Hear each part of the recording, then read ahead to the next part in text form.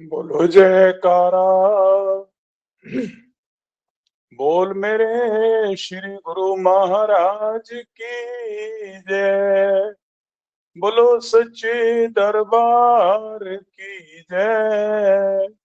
बोलिए श्री नंगली निवासी भगवान की जय। बोलिए श्री परमहंस दयाल जी महाराज की जय। बंदो चरण सरोज गुरु मुद मंगल आगार।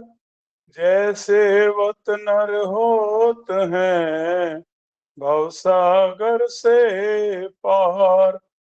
श्री गुरु जी के सिमरन मात्र से नाशित विघ्न अनंत। ताते सर्व आरंभ में ध्यावत हैं सब संत। निम्रता और अधीनता से भेंट सतगुरु लीजिए। प्रभु मैं हूँ शरणागत तुम्हारी दास अपना कीजिए।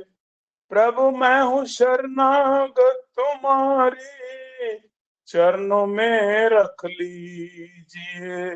बोलो जयकारा।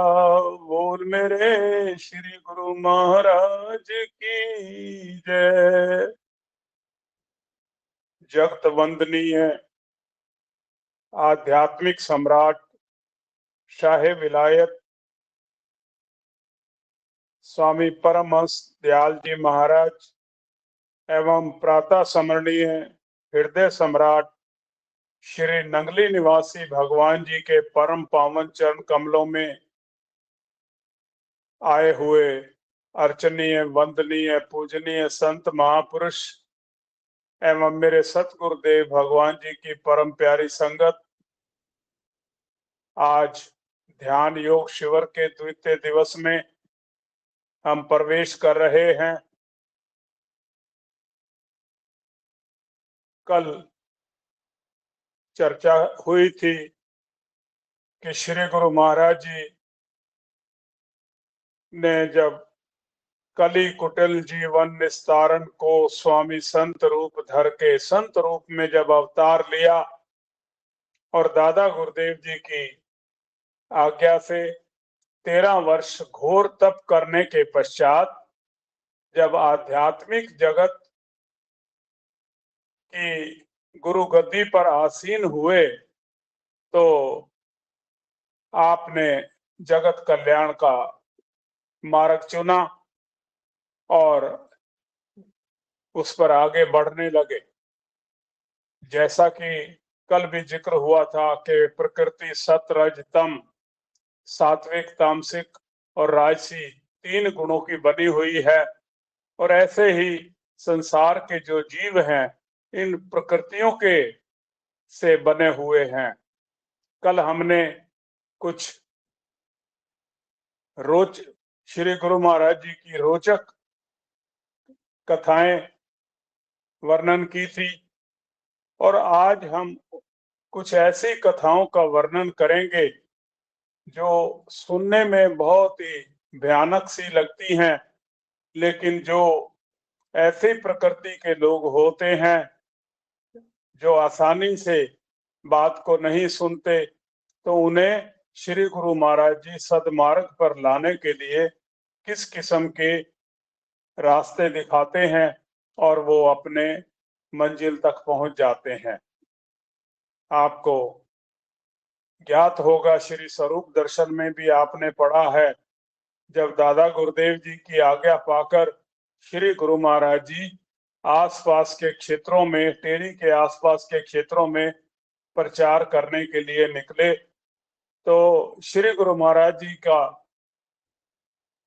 मुख्य केंद्र लक्की मरवत जिला बन्नू रहा।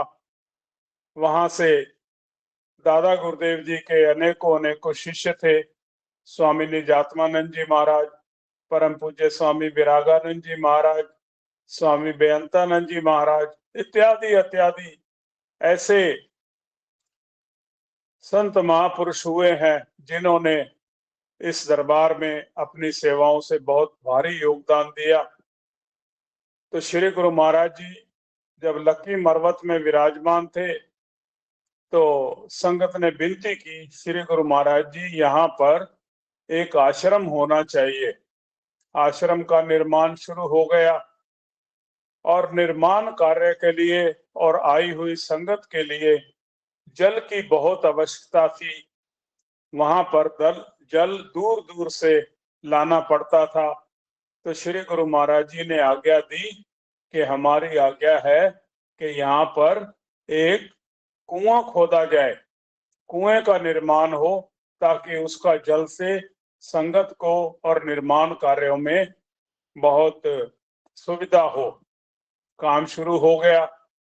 सभी महापुरुषों ने कुएं के निर्माण के लिए अपनी अपनी सेवाएं लिखवानी शुरू कर दी और श्री गुरु महाराज जी ये काम शुरू होने के पश्चात रमता राम जगत कल्याण के लिए बाहर चले गए, अन्य क्षेत्रों में चले गए। काम चल रहा था, चलते चलते पानी बहुत गहरा था,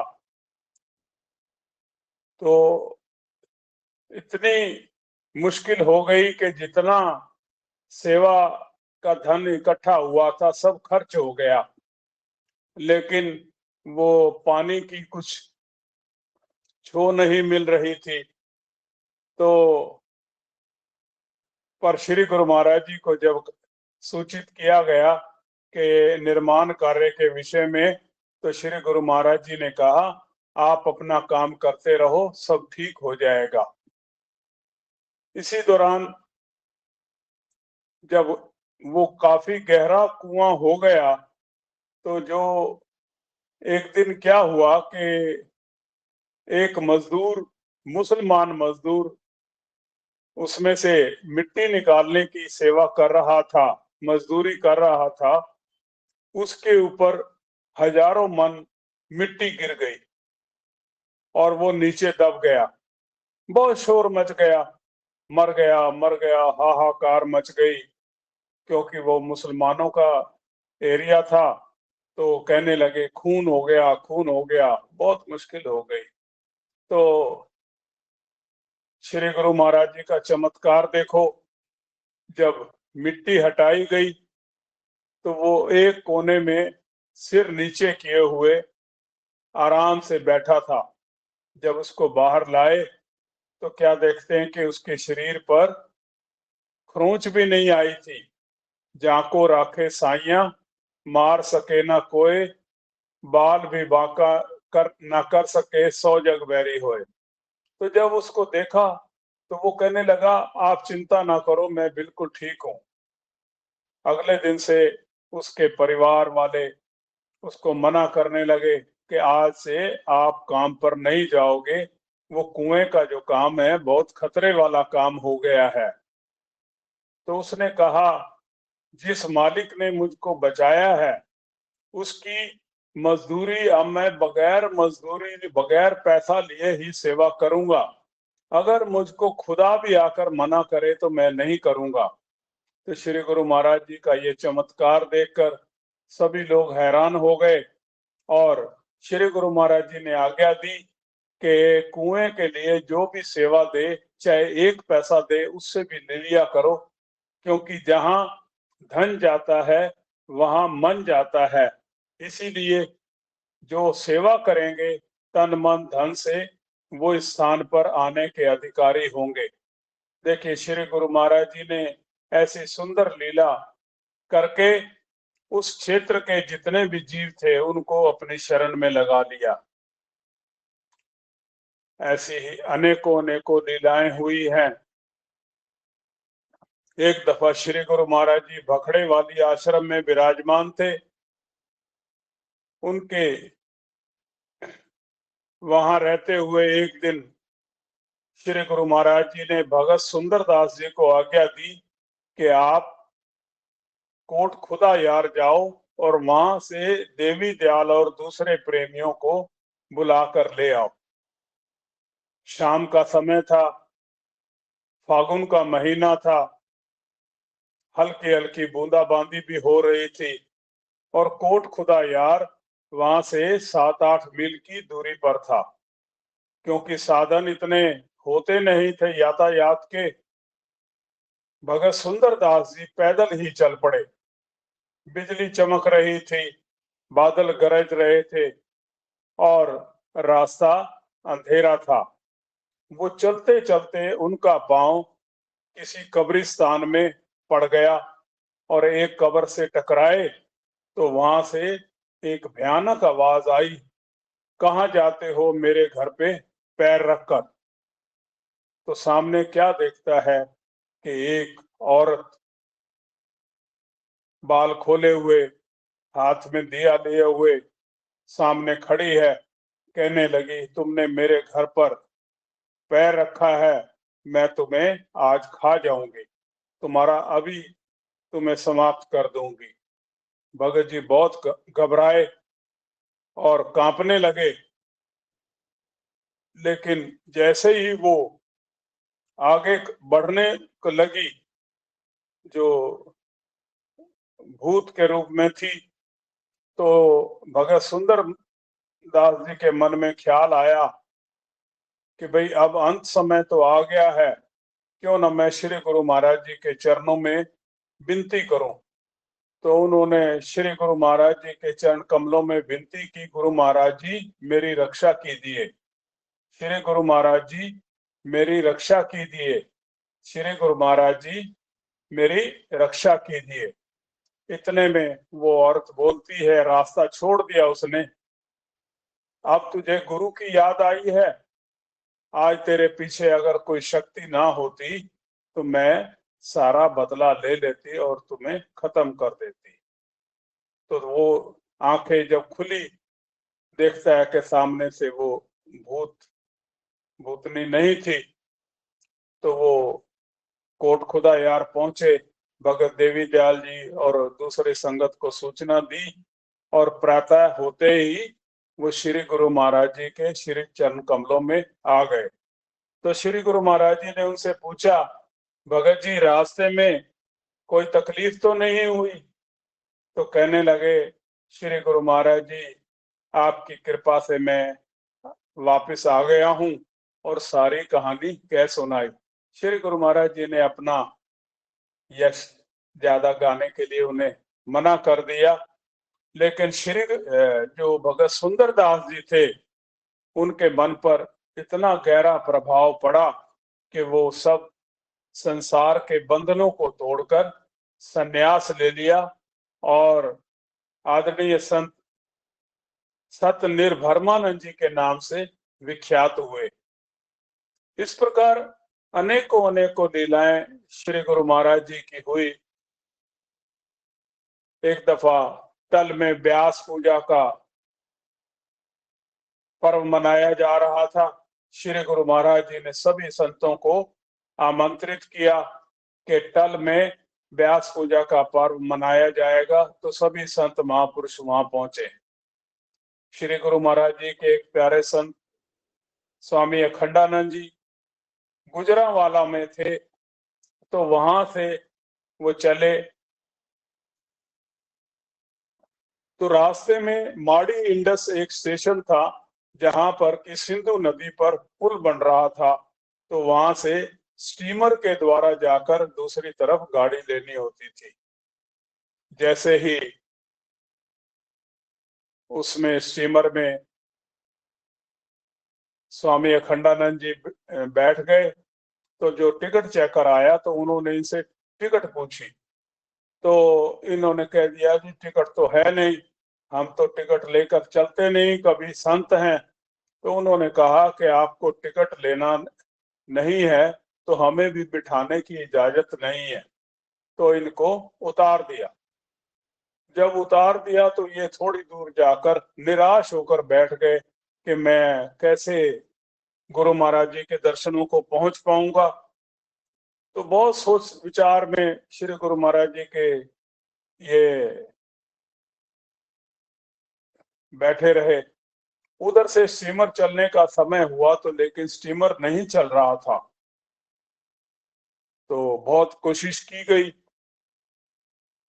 चेक किया गया, लेकिन स्टीमर टस से मस नहीं हुआ, वहीं खड़ा रहा। किसी ने कहा कि भाई ये कहीं वो बाबा को उतार दिया है उसकी वजह से तो नहीं हो गया, जरा देखो उस बाबा को। तो देखा तो पहाड़ी पर बैठे हुए थे, उनसे विनती की, बाबा आप विराजो आकर इसमें, ताकि ये गाड़ी चले। तो स्वामी अखंडानंद जी वहां पर आए और जैसे ही स्टीमर में बिठाए तो स्टीमर चल गया। तो जब ये टल बलन पहुंचे, श्री गुरु महाराज जी के चरणों में विनती की, तो श्री गुरु महाराज जी ने थोड़ा सा इनको डांट कर कहा कि साधु को ये शोभा नहीं देता कि वो करामात दिखाए। अगर आप वहीं बैठकर ध्यान करते तो शायद आपको बहुत कुछ वहीं पर मिल जाता। याद रखो, जिंदगी में करामात मत दिखाना दुनिया को ये बताने के लिए कि मैं बहुत बड़ा संत हूँ। तो आप ऐसे कार्य बिल्कुल कभी ना करना। तो इस प्रकार श्री गुरु महाराज जी कुछ ऐसी लीलाएं करते थे जिससे कि उस भक्त का जीवन ही बदल जाए। तो ऐसी अनेकों अनेकों लीलाओं में एक दफा श्री गुरु महाराज जी चक नंबर 45 से जा रहे थे, तो रास्ते में चनाब नदी का पुल बन रहा था। अस्थाई स्टेशन खिची चिन्नी से दूसरी गाड़ी मिलती थी और बीच का जो चनाब नदी थी वहां पर नाव से जाना पड़ता था। वर्षा ऋतु थी, 40 महात्मा और 30 संत जन थे। तो जब श्री गुरु महाराज जी पार जाने के लिए नौका वाले के पास गए तो उन्होंने मना कर दिया कि जी मौसम खराब है, हम नहीं जाएंगे। तो वही दृश्य हो गया, मांगी नाव ना केवट आना, प्रभु तुम्हार मरम में जाना, भगवान राम जी वाला सीन हो गया। श्री गुरु महाराज जी कह रहे हैं कि हमें अवश्य जाना है, नाविक कहते हैं कि हम नहीं जाएंगे। श्री गुरु महाराज जी ने उन्हें कहा, भाई आप नौका निकालो, आप लगाओ, जो नुकसान होगा तो उसके हम जिम्मेवार हैं। तो श्री गुरु महाराज जी अपनी संत और संगत मंडली के साथ उसमें विराजमान हो गए। श्री गुरु महाराज जी को एक सुंदर पलंग पर विराजमान कर दिया। इतने में एक कोई और सवारी आई, उनके पास बैल था, उसे भी बिठा लिया गया। एक औरत आई, उसे भी बिठा लिया गया। तो श्री गुरु महाराज जी का जयकारा लगाकर चला दिया। नाव चल पड़ी। नाव आगे चली तो इतने में बैल थोड़ा सा हिला, तो औरत जो बच्चे को लेकर बैठी थी तो वो फिर उस नदी में पछाड़ खाकर गिर गई और हाहाकार मच गई। तो नाविकों ने उस औरत को और बच्चे को उठा के फिर दोबारा नाव में बिठा दिया। तो नाविक फिर वापस आने लगे, कहते कि नहीं, श्री गुरु महाराज जी ने कहा आप निश्चिंत होकर चलो, हम आपको कोई नुकसान नहीं होने देंगे। इतने में परम पूज्य परम श्रद्धेय स्वामी सारस्वतानंद जी महाराज से ढोल की चिमटा लिए हुए थे, उनसे बोला कि आप भजन बोलो, सतगुरु आए तारने विच कलयुग दे। तो उन्होंने भजन बोला। आगे जाकर ये किश्ती चक्कर काटने लगी और कुछ ऐसे लगा कि अब तो जीवन समाप्त है, टकरा कर कहीं खत्म हो जाएंगे। इतने में दूसरी तरफ से जो अंग्रेज ठेकेदार था, जो वहां पर पुल बनवाने का काम कर रहा था, उसने देखा कि नौका बुरी तरह फंसी हुई है, तो उसने अपना स्टीमर भेजा। इससे पहले कि स्टीमर वहां किश्ती के पास, तो ये किश्ती किनारे पर लग गई थी और वो अंग्रेज ठेकेदार बहुत हैरान हुआ कि ऐसे हालात में ये किस प्रकार बच गए। तो वो श्री गुरु महाराज जी को अपनी कोठी पर ले गया और उन्हें बहुत ही सेवा की। ऐसी अनेकों अनेकों लीलाएं हैं जो श्री गुरु महाराज जी ने कलयुग के जीवों के लिए की। कहीं बचाव करने के लिए श्री गुरु महाराज जी किसी रूप में आए, कभी किसी रूप में आए, किसी को सुंदर छवि दिखाकर निहाल कर दिया। श्री गुरु महाराज जी की मोहक अदाएं वाणी से, दृष्टि से और स्पर्श से आपने सुना होगा कि श्री गुरु महाराज जी के हाथ का छुआ हुआ प्रसाद भी नहीं लोग खाने से इतराज करते थे कि अगर बाबा का प्रसाद खा लिया तो हम कहीं के नहीं रहेंगे, घर घाट के नहीं रहेंगे, बाबा जी के ही हो जाएंगे। और श्री गुरु महाराज जी के मुख से निकले हुए दो पावन शब्द गुरुमुखों और प्रेमियों बहुत सारे लोगों को मंत्र मुग्ध कर देते थे और वो समाधि अवस्था में चले जाते थे। आइए कार्यक्रम को यहीं विराम देते हैं और अपने आदरणीय भैया संजीव जी के पास चलते हैं जो यौगिक क्रियाएं करवाएंगे।